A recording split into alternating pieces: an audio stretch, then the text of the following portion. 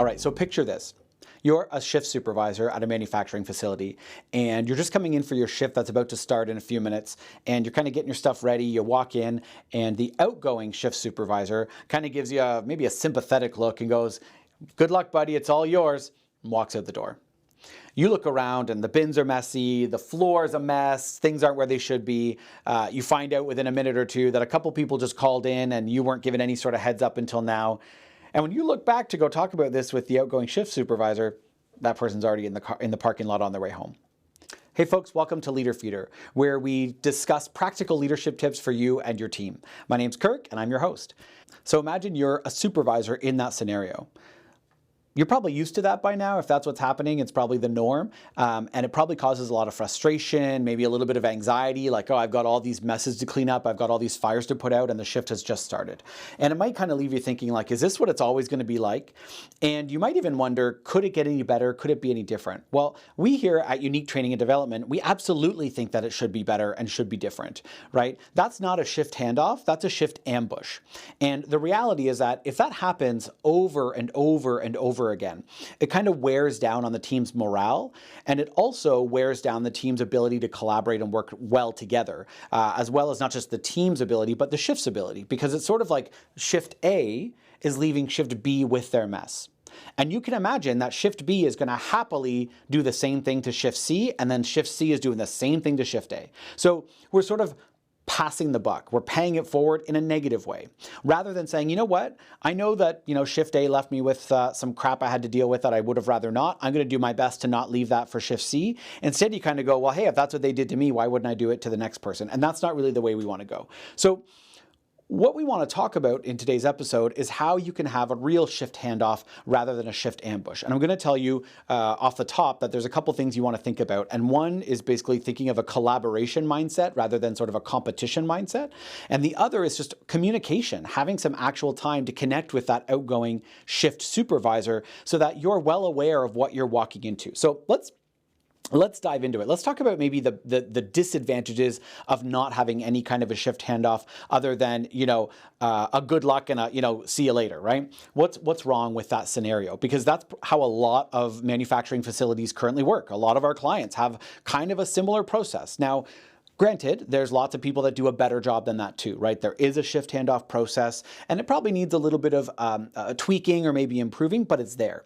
But we still talk to lots of clients where when we say, what does your shift handoff process look like? They kind of go, oh, well, if it happens, this is kind of what it looks like, but we would like it to be better. So what happens when it's not working well? Well, there's information that's not getting transferred. That could be safety information. That could be quality information that would be helpful for the incoming shift to know.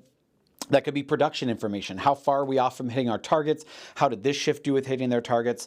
How much do we have to try to make up for that if we do have to?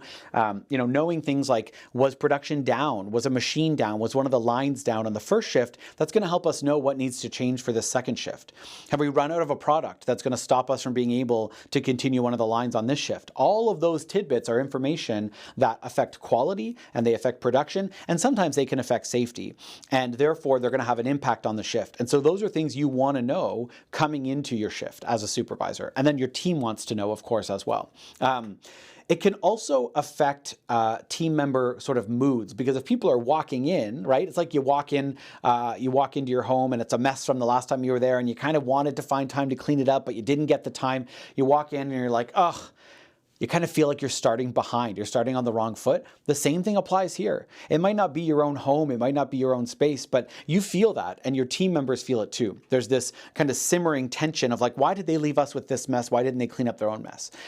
And in some cases, like I said earlier, that's happening because we've set a precedent. While they leave a mess for me, we leave a mess for the next shift, and the next shift leaves a mess for shift A all over again. And we sort of see it as it's not our responsibility to clean it up because the previous shift doesn't clean it up for us. So often that just becomes an expectation. But when we have the chance to communicate with other shifts, and if we're able to start to set a new expectation that we each leave things in as good a shape as we can, then if shift A does leave a big mess for shift B, or they get really far behind on production, it's through that communication, through that time where we actually say, hey, what happened on the shift? How did it go? What do I need to know? What safety things do I need to be aware of? That we might find out, oh, line 3 went down for a couple of hours and that's what put us behind. Or we had a safety incident and we had to actually stop running production and it caused us to really be focused on other things. And so, yeah, I'm sorry, but we are leaving you with a mess that we really wouldn't have otherwise, or we had not intended to. And that feels very different, knowing the why behind why there's being a mess left, or why production isn't where we thought it would be coming into the shift. That's very different than just coming in and going, well, we just have to assume it's because they don't care.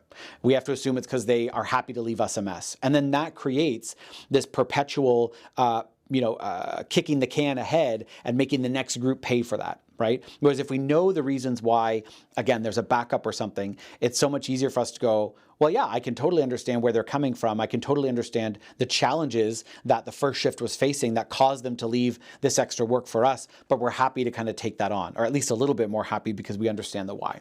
So that's a big thing to think about, is the negative of the lack of a shift handoff process, right? We know that it affects morale. It can get team members a little bit bristly, and it affects production, and it can affect safety and quality too. Okay, so what are the things that, if you're going to do a shift handoff, what's the important information that you want to make sure gets conveyed from one shift to another? Well, we're going to identify 6 things in today's episode. So here they are. First one, highlights from the shift notes, right? The big highlights that happen that might be out of the ordinary or unexpected for the next shift, right? That's the first thing. And this can include equipment and maintenance issues currently in play, right? So any equipment or maintenance issues that they're going to walk into, that's something they should know about. If we're normally running 10 lines and we're now running 8 lines, they should know that there's only 8 lines running, and preferably they should, have a sense of why there's only 8 lines running. So what's the why behind that, right? The next one, material issues. Where are we at with our supplies? Should we be able to expect that we're going to be able to run all 10 lines for the entire shift? Or do we only have so much supply that by halfway through the shift, we're going to be down to 5 lines, for example? Or is there going to be a backup because we're waiting on a part? So any material issues or supply issues that we should know about. Team member call-ins and absenteeism. So personnel issues, right? Do we have the full complement of staff that we would expect for this shift? If we don't, by how much, right? Now, some of that I know you don't necessarily know in advance. Some of our clients, they're dealing with some absentee issues where they say it isn't until 30 minutes into the shift that you're really starting to figure out exactly who's going to show up. We worked with an automotive parts supplier, and that's what they were dealing with. Some really tough turnover issues to where people just wouldn't show up for the shift, but they weren't calling in advance. So even though they were doing shift handoffs, they couldn't even pass on the information. But when you can pass on absenteeism information or call-ins, please do that too, right? Any jobs currently in production and kind of the status of those jobs, how they're going. And the last thing is, this is going to sound kind of cheesy to some of you, but I'm going to throw it out there because I think it's important. One thing that the outgoing crew accomplished that might be worth acknowledging and worth passing on to the team, right? Well, passing on to the next shift. We know that something that doesn't happen a lot on the floor is celebration. We tend to focus on the fires and putting out those fires, and therefore it gets us very sort of problem and solutions focused. What it doesn't allow us much time or energy to do is to focus on celebrating the wins, focusing on some of the gains that we've made rather than always focusing on the gaps. And so you can really have a positive impact as a leader on the team's morale by taking a little bit of time to talk about something worth acknowledging, something positive. And so that could be, again, something from the previous crew, the previous team that's coming off that is worth acknowledging. And it can also even help motivate the incoming shift to say, hey, these folks hit these numbers, let's see what we can do. It doesn't have to be competitive, but it can be collaborative in that sense, all right? This meeting, by the way, you might be thinking, okay, if I do the shift handoff, I got to go through these 6 things. Are we looking at like a 30-minute meeting here? I'm not planning on showing up 45 minutes early to my shift so I can have this 30-minute meeting. There's just not time. Here's the short answer is no. The reality is that meeting is maybe 10 minutes, maybe even 5 minutes, depending on the day. If there's not a lot of issues to pass on, it might be a 5-minute meeting, maybe a 10-minute meeting. I've sat in on a few of these before, and it's seldom that it's even 15 minutes. And that's for a team of 10, 15, 20 people. So don't think of this as, okay, now I got to print off a whole agenda and I got to, call everybody in. It's usually a pretty quick and painless meeting. And it becomes even more painless when it means that you come in informed, knowing what you need to know, rather than being caught off guard and feeling like you're ambushed with each new shift. All right, so there's positives to this beyond just, beyond kind of being a bit more in the know. It leads to a smoother shift because you can pass a lot of this information onto your own team. Okay, so you've got, a 5-minute meeting, maybe a 10-minute meeting. You're covering those 6 important pieces. It's going to increase the team morale. Okay, it's going to help the team feel more informed. It will hopefully reduce conflict a little bit because, again, when the previous shift is leaving a mess or something that we don't expect or something that's less than desirable, we have an understanding of why that is, and we can be more empathetic towards them when we know the why versus I just have to assume they left it here because they're lazy or because they don't believe it's their mess to clean up. Instead, we go, well, yeah, the line was down. Of course, they had to focus on other things to try to get the line up, and it means that they didn't clean up their work area. That's understandable. We would have done the same thing. All right. So it creates sort of empathy, organizational empathy between the shifts, which is going to increase collaboration, help reduce conflict. So lots of good reasons to take a few minutes to do this shift handoff. And, you're going to see some positives there. So I want to leave you today. I want to leave you with a closing challenge for the leaders, the listeners that are listening today. So I want you to do 3 things before your next shift. I want you to try to show up 5 or 10 or maybe even 15 minutes early so that you can actually walk the floor with the outgoing shift supervisor instead of just having a sticky note conversation at the office or no conversation at all, right? Where I just leave you a written note or an email. So try to actually take a few minutes to walk the floor with the outgoing shift supervisor, if you can do so, right? Try to check off all 6 of those handoff items, not just where things are at production number wise, right? And the third part is if your facility doesn't have a standardized handoff procedure, start building one, right? One of the reasons that a lot of people don't do this, a lot of our clients don't do this in the situations where they don't, is they say, well, we just don't really have the procedure. Well, procedure usually comes out of habits that are good things that work. And so if you don't currently have the process in place, you start building one. And eventually it can become a kind of standardized, helpful procedure that all shifts can follow. But it kind of has to start somewhere. And so, we would recommend, try to track the things that catch you off guard. Try to track the things that lead to less efficiency, in addition to those 6 things we talked about. And that's going to help you get an idea of what should this meeting look like, what should be included in this shift handoff, so that it doesn't, we stop with the shift ambush. All right. So that's my challenge to you. Try to show up a few minutes early to actually walk the floor with the supervisor so that you feel more informed, right?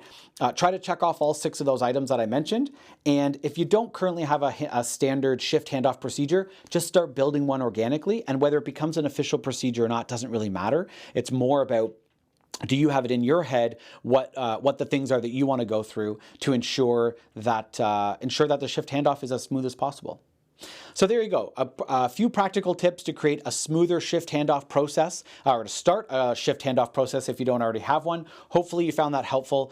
As you start to think about other ways that your leadership could be developed, either your own leadership or if you're listening on behalf of your organization, maybe the leadership of all of your leaders, we'd be happy to have a conversation and help you out. You can head to our website at uniquedevelopment.com in order to do that, and we would love to get in touch with you and hear all about how we can help you develop your leaders further.